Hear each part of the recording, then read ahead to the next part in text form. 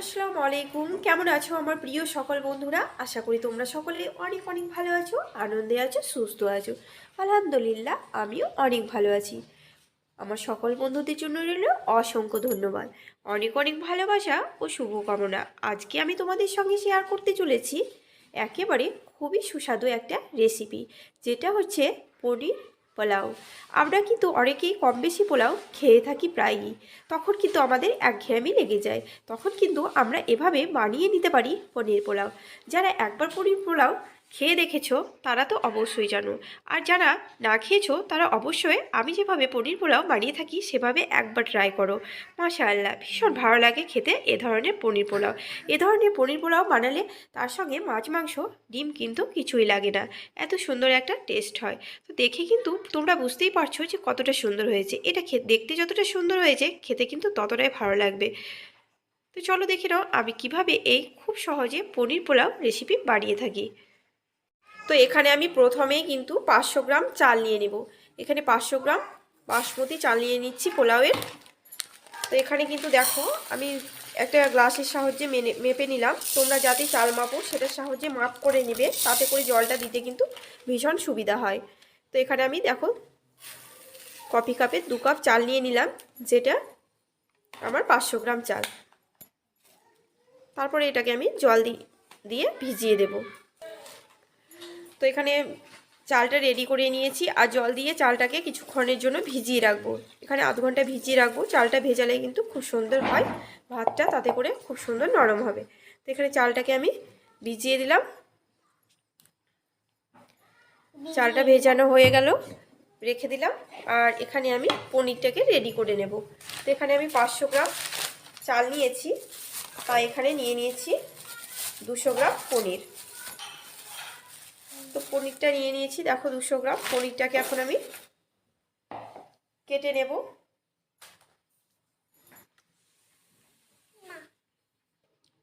এবারে আমি পনিরটাকে দেখো কেটে নেব।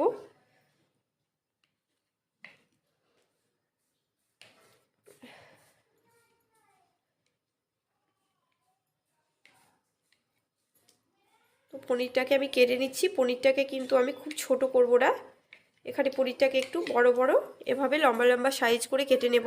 তোমরা কিন্তু চাইলে যে কোনো শেপ দিয়ে দিতে পারো, মানে তোমরা ছোটও বাড়িয়ে নিতে পারো। তো দেখো আমি কিন্তু এগুলোকে একটু বড় বড় করে কেটে নিচ্ছি।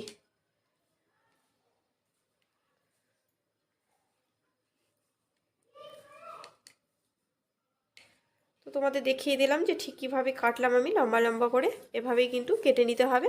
আর বাকি পনিরগুলোকে কিন্তু আমি একইভাবে কেটে নেব।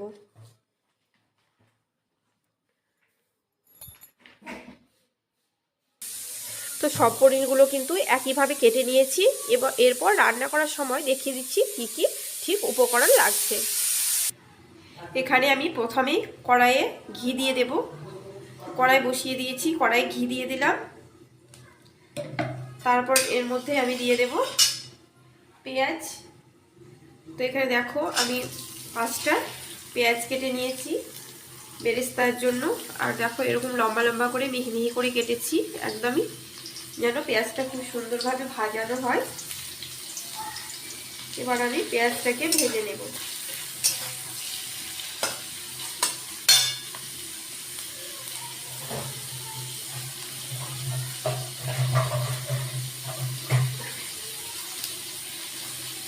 তো বেরেস্তা ভাজার সময় তোমাদের একটা কথা বলে দিই, পেঁয়াজ ভাজার সময় আর কি, যদি এখানে একটুখানি ফুড কালার দিয়ে দাও তাহলে কিন্তু খুব সুন্দর বেরেস্তাটা একই রকম হয়, আর দেখতে কিন্তু ভীষণ ভালো লাগে। এই ছোট ছোট টিপসগুলো কিন্তু তোমাদের ভীষণ কাজে লাগবে। দেখো আমি একটু কালার দিয়ে দিলাম।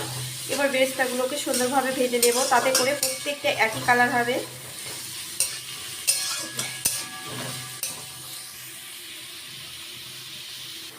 তো পেঁয়াজটা দেখতেই পাচ্ছ অনেকটাই কিন্তু ভাজা হয়ে এসেছে। তো এই পেঁয়াজটাকে আমি একটু কড়কড়ে রাখার জন্য দেখো 1 চামচা এর মধ্যে চিনি দিয়ে দিচ্ছি। এই ছোট ছোট টিপসগুলো খেয়াল রাখবে, তোমাদের কিন্তু ভীষণ উপকারে লাগবে। তো এই চিনি দেওয়ার জন্য কিন্তু পেঁয়াজটা খুব সুন্দর কড়কড়ে থাকবে। তো এবার আমি এগুলোকে তুলে নেব।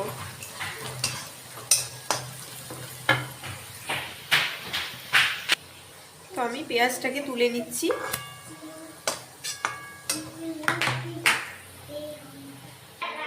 এবারে এর মধ্যে দিয়ে দিচ্ছি ঘির মধ্যে কাজু আর কিশমিশ। কাজু কিশমিশটাকে কিন্তু আমি এবার একটুখানি ভেজে দিব।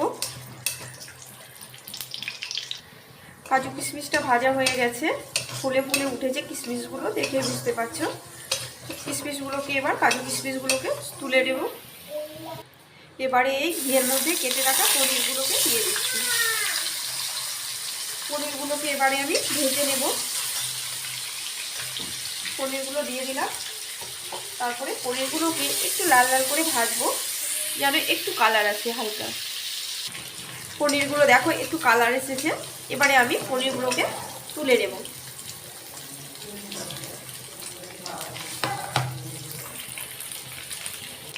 এবারে এই ঘিয়ের মধ্যে আমি দিয়ে দিচ্ছি তেজপাতা, এলাচ, গোটা মোটা এলাচ, ছোটো এলাচ, দারচিনি, লবঙ্গ সব দিয়ে দিলাম এর মধ্যে।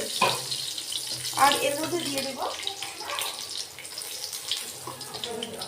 1 চামচা গোটা জিরে, কারণ গোটা জিরের ফোড়নটা দিলে কিন্তু খুব সুন্দর হয়। গোটা জিরে দিয়ে দিলাম 1 চামচা। তারপরে অল্প একটু এটাকে ভেজে নেব।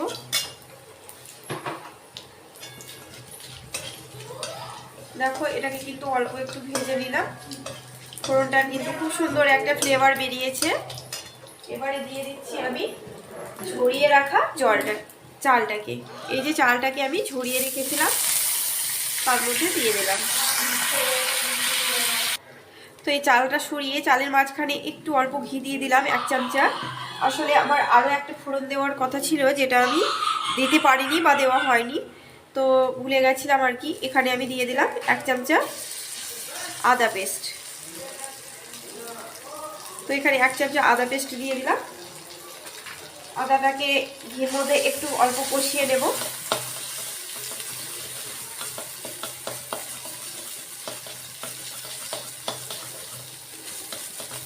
আদাটাকে একটুখানি ভেজে নিচ্ছি ঘিয়ের মধ্যে।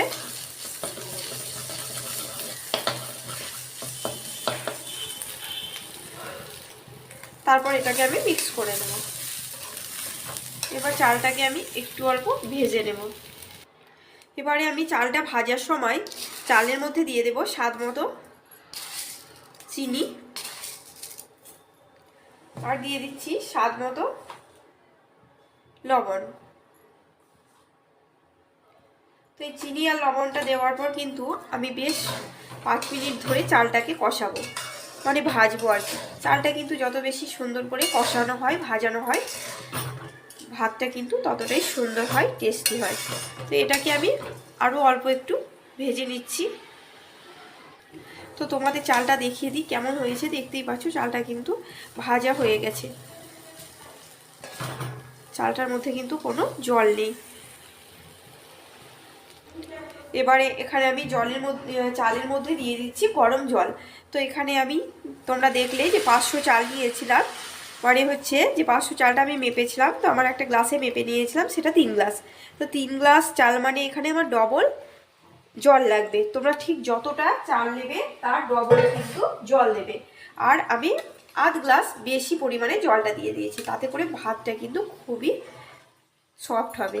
তো তোমরা সবসময় ডবল জল দিয়ে দেবে, তারপর কিন্তু আরও আধ গ্লাস জল বেশি দিয়ে দেবে। জলটা কিন্তু আমি গরম করে নিয়েছি, ফুটন্ত জল। এবারে আমি ভাতটাকে ফুটিয়ে নেব। ভাতটাকে নেড়ে চেড়ে দিলাম, তারপর ভাতটাকে সুন্দর করে ফুটিয়ে নেব। এখানে আমি একটা ঢাকা দিয়ে দেব। তো এবারে আমি দেখে নিব ভাতটা ঠিক কেমন ফুটছে জল দেওয়ার পর। তো দেখো ভাতটা কিন্তু একদমই হাই ফ্লেমে দিয়ে দিয়েছি, আর এটা কিন্তু খুব ফুটছে।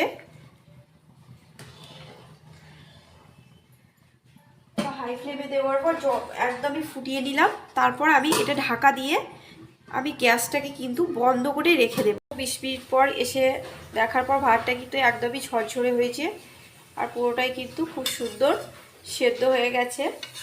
তো এটা কিন্তু 90% হয়েছে। আরও একটু 5-10 মিনিট মতো আমি এটাকে বসিয়ে রাখবো। এবারে আমি দিয়ে দিচ্ছি, দেখো ভেজে রাখা সেই পেঁয়াজ বেরেস্তা, কাজু কিশমিশ আর পনিরটাকে আমি দিয়ে দিচ্ছি।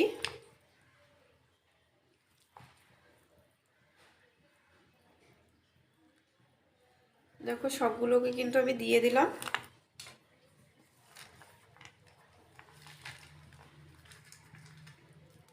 সবগুলো দেওয়া হয়ে গেছে। আর এখানে দিয়ে দেব আমি আরো 2 চামচা ঘি। এখানে 2 চামচা মতো আবারও ঘি দিয়ে দিলাম।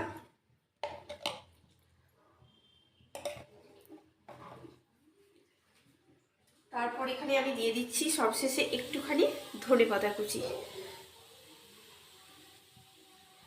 দেখো একটুখানি ধনেপাতা কুচি ছড়িয়ে দিলাম।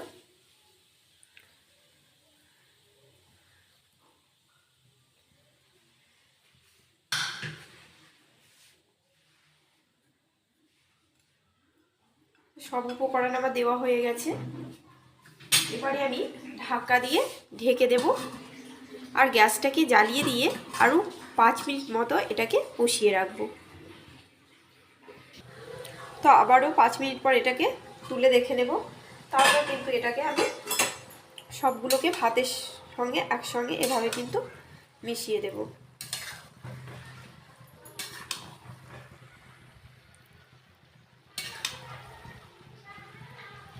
এটা তো দেখো মাশাআল্লাহ খুব সুন্দর হয়েছে, একেবারে ঝরঝরে আর সুগন্ধে একদমই ভরে যাচ্ছে, এত সুন্দর হয়েছে। অসম্ভব সুন্দর হয়েছে কিন্তু পনির পোলাওটা। তো তোমরা চাইলে কিন্তু পোলাও খেয়ে খেয়ে একঘেয়েমি লাগলে এভাবেই কিন্তু পনির পোলাও বানিয়ে দেখতে পারো, ট্রাই করে ভীষণই ভালো লাগবে। এ ধরনের পোলাও পনির খেতে কিন্তু ভীষণ ভালো লাগে। আর যখন পনিরের সুগন্ধটাই মিশে যায় ভাতের সঙ্গে, মাশাআল্লাহ, তখন কিন্তু দারুণই লাগে খেতে।